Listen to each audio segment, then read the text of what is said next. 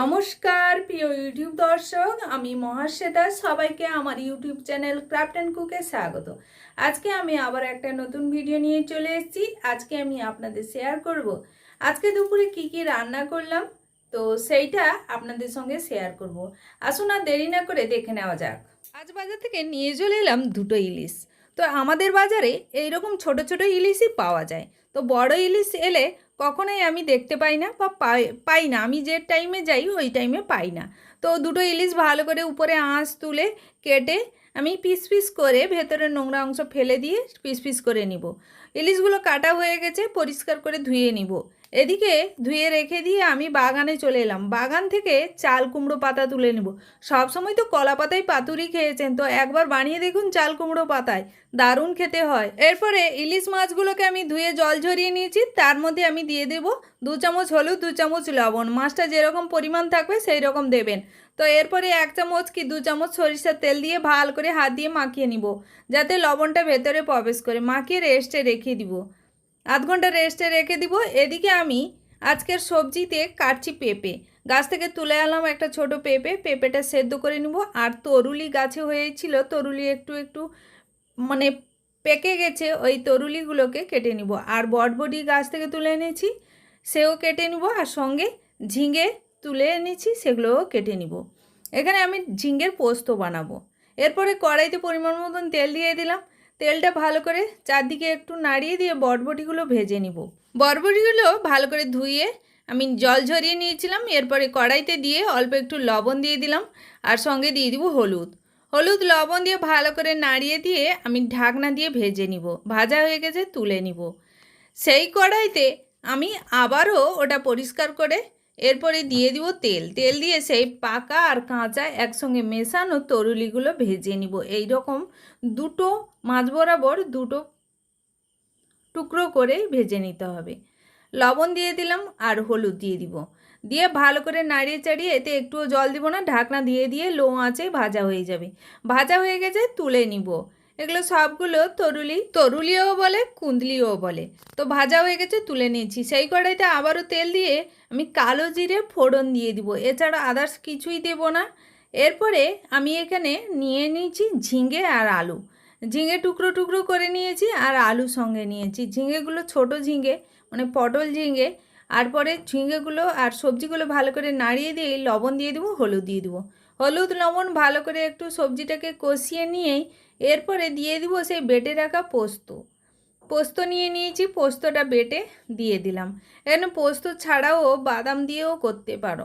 এরপরে পোস্ত বাটাটা দিয়ে দিলাম। আমি বাটা আর দেখালাম না, দিয়ে জল দিয়ে ঢাকনা দিয়ে কিছুক্ষণ রান্না করে নিব। সেদিকে ঝিঙের পোস্ত রান্না হতে হতে এদিকে শিলনোড়াতে আমি 1 চামচ, মানে বড় চামচে 1 চামচ কালো সরিষা নিয়ে নিয়েছি। সঙ্গে 1 চামচ সাদা সরিষা, একই মাপে সাদা সরিষাও নিয়ে নিব। আর নিব এখানে পোস্ত, 1 চামচ পোস্ত নিয়ে নিব। আর সঙ্গে কাঁচা লঙ্কা, পোস্তটা ঢেলে দিলাম। আর সঙ্গে নিয়ে নিব 2টো কাঁচা লঙ্কা। ঝালটা যে যেরকম খাবেন সেরকম দেবেন। দিয়ে এগুলো জল দিয়ে ভালো করে মিহি করে বেটে নিব। এখানে বলে দিই, দইও অনেকে অ্যাড করে পাতুরির সঙ্গে। তো দই ছাড়াও এইভাবে করলেও খেতে খুব ভালো লাগে। দইটা দিলে আরও ভালো লাগে। আর এখানে চিনিও অনেকে অ্যাড করে, তো আমি চিনিও দিইনি, দইও দিইনি, জাস্ট পোস্ত দিয়েই বানাচ্ছি। সরিষা বাটার সঙ্গে দিয়ে দেবো 1 চামচ হলুদ, 1 চামচ লবণ আর সরিষা তেল 2 চামচ দিয়ে ভালো করে হাত দিয়ে মাখিয়ে নিতে হবে, যাতে একসঙ্গে মিক্সড হয়ে যায়। মাখানো হয়ে গেছে। এরপরে আমি এখানে 4 টুকরো চাকা মাছ নিয়ে নিয়েছি। এরপরে সেই মাছগুলোর সঙ্গে ভালো করে ম্যারিনেট করে, মানে মাখিয়ে নিতে হবে ভালো করে।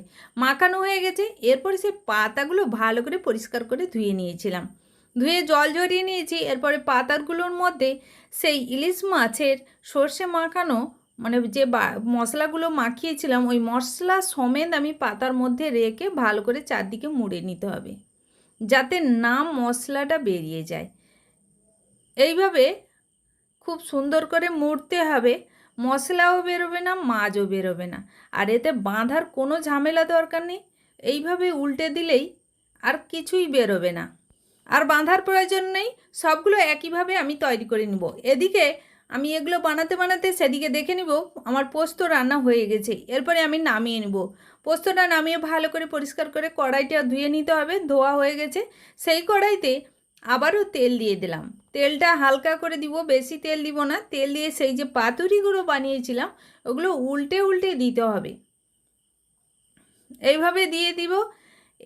এরপরে বলি, এখানে কলা পাতা দিয়ে যদি বানানো হয় তো কলা পাতাটা ভালো করে দড়ি বা সুতো দিয়ে, মানে পাতলা সুতো দিয়ে ভালো করে বাঁধতে হয়।